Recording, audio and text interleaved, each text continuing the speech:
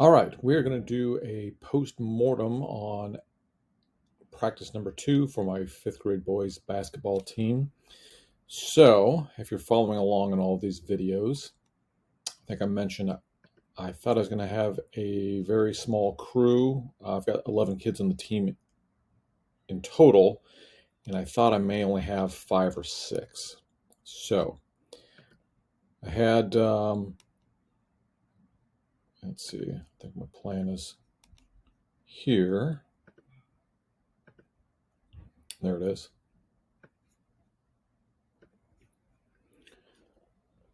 So these were the things we were going to go through, just in discussion on rewarding assists and passing, letting everybody know that shooting is not a bad thing, but we want open shots. So talked about that, talked a little bit more about vision, decision, execution, which I'm going to do pretty much every practice. All right, so then we went into this drill PacMan, and I showed that in the practice 2 video. And I would say they had fun with that for about 3 minutes. And then it just seemed like the kids lost interest. So it's really just, I started with having what we call one ghost, which is the chaser with no ball. And then everybody else had to be, have a ball and follow along on the basketball lines of the court. They could use the free throw and the key and the 3-point line and all the lines along the half court. Now we have another team. We split a large court with another team, and so that made it a little confusing because we had the other team on the other court. So there's a little bit of crowding. We went to the half court line, but anyways, I would give that maybe a 6 out of 10 as far as effectiveness for a plan. I did get the kids laughing a little bit at first, but they seemed to tire of it much more quickly than I thought they would. So here we go. Then we went into just a quick pivot and pass drill. Really, I call it explode, pivot and pass, 2 dribbles, big jump stop, pivot and pass back to your partner. That one I always like. Depending on how many kids I had, I was going to do something called Argentina passing potentially also, but I just felt like I didn't have quite enough kids to do it. So what ended up happening, we actually had 7, which was more than I anticipated. That Argentina passing, you really need 8. I probably could have done the drill with them, but we didn't. So instead, we went in and re-reviewed the 5-out offense. And in this case, we emphasized the back cut. So I'm having new players, show up every day that haven't been at any of the other practices. So that's, there's always some rework. So went over the basics of the 5-out offensive again and the regular cutting patterns. Then we went to emphasizing back cuts and showing them the anatomy of a back cut. And I wanted to do that because I wanted to get into this read and react warm-up drill. So I think I showed that.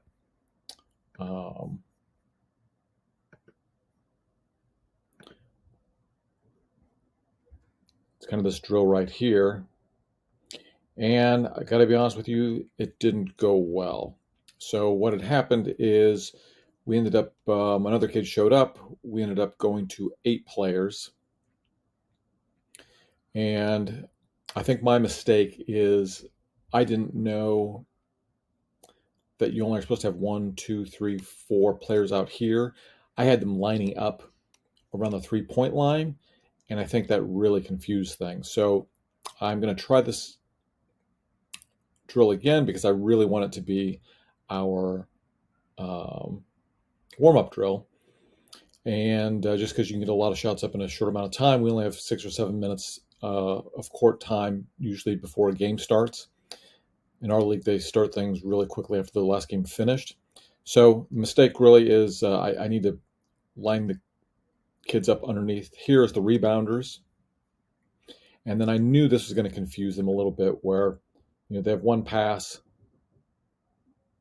You can see goes here, that person in line, they cut, next rebounder comes and has to remember to pass it here. Seems like a small thing, but sometimes those little small things get confusing for 10 and 11-year-olds. So that did not work quite as well as I wanted it to. We didn't get to the progression. We're doing more setting up for jump shots. So I'm going to try it again when we have a bigger group next week.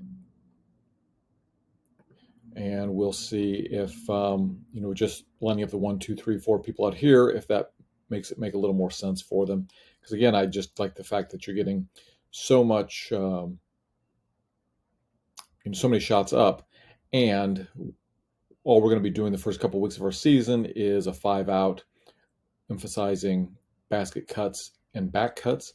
And that's exactly what this does in the drill. So I heard some coach once say that you should warm up the way you're going to play. So I think that's a good match. So, but anyways, that did not work great.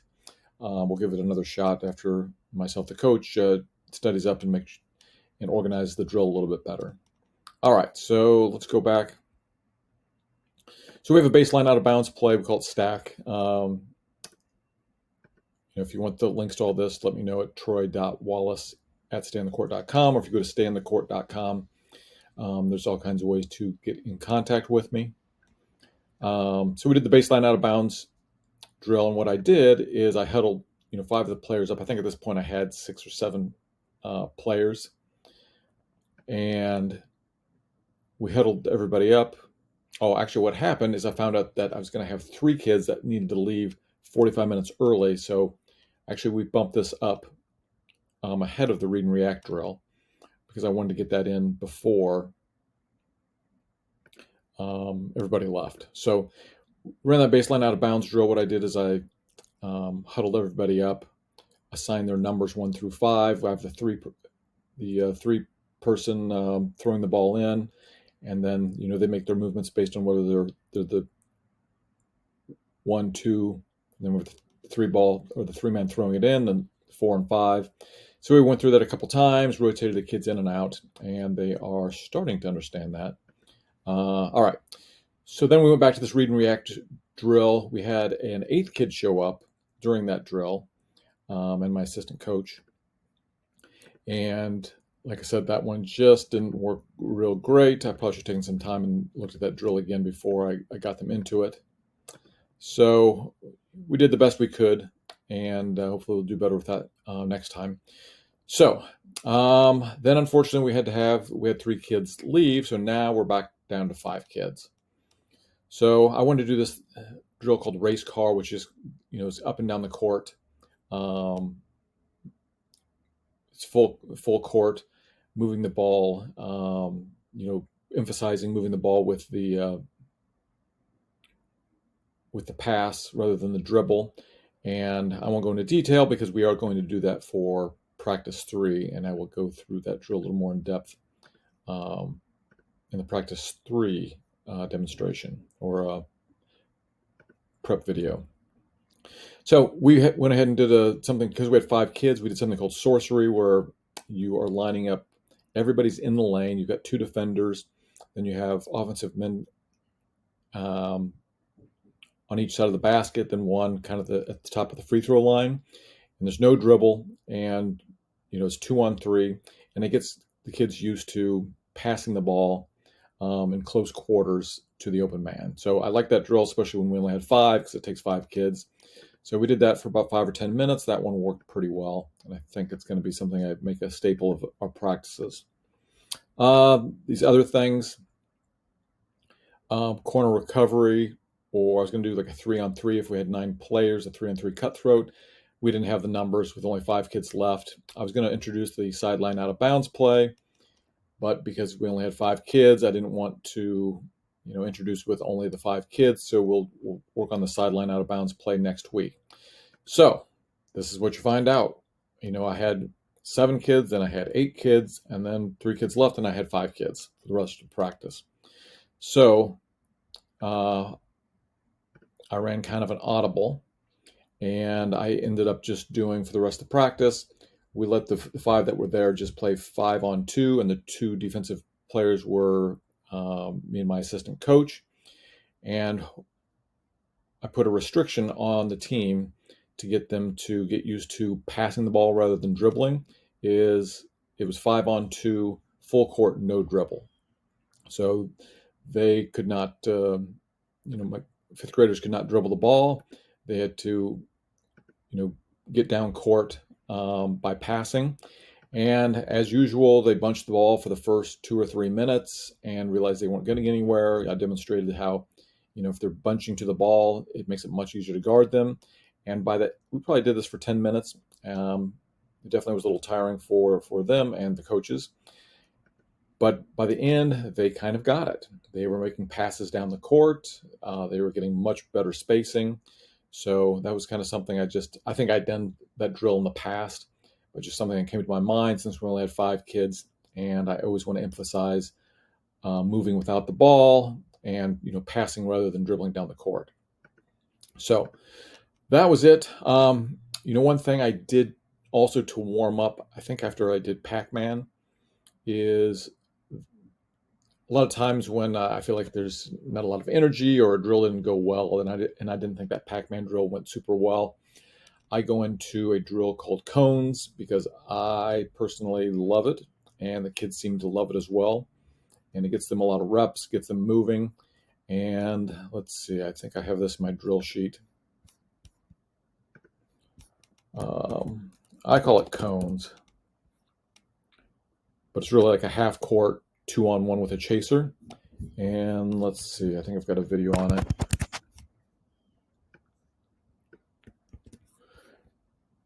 And again, this is one of my go-to drills I started doing last year. And let's find who I need to give some credit to.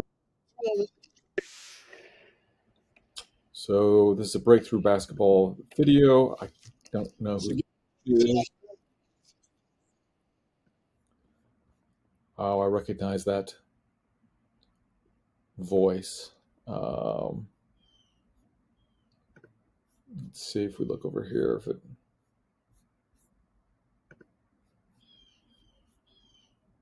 No, I don't have it. Like I said, this is one of the guys that the breakthrough basketball guys. I think they sell one of his coaching courses, and he tends to have good stuff and drills. But anyways, what I love about this drill. See if we can get to a point where they're actually running it.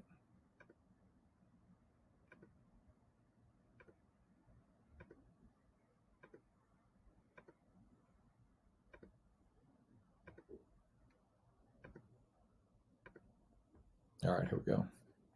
So essentially, he's got cones. He's got 4 kids, 1, 2, 3, 4, lined up here along the baseline.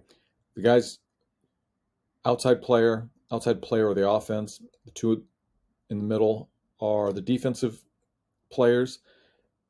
He spaces the cones, so the offensive players have to go around the cones. One has the ball, and the defensive has to decide. One goes short cone, one goes long cone. If you're doing this drill, I would definitely, you've got to specify somebody in that line or which line is going to the long cone. Otherwise, both kids will just try and do the short one.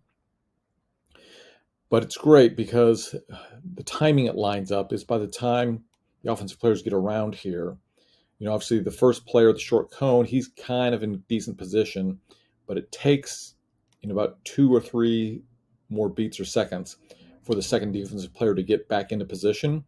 And it gives those 2 offensive players a little bit of nice spacing. So, if they attack the basket and draw the one defender, they should be able to, get that quick pass to them, cutting to the basket.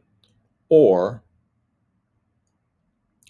if this defender comes out and engages them early, this guy should be wide open for the layup almost immediately. So I'll just play that through once quick.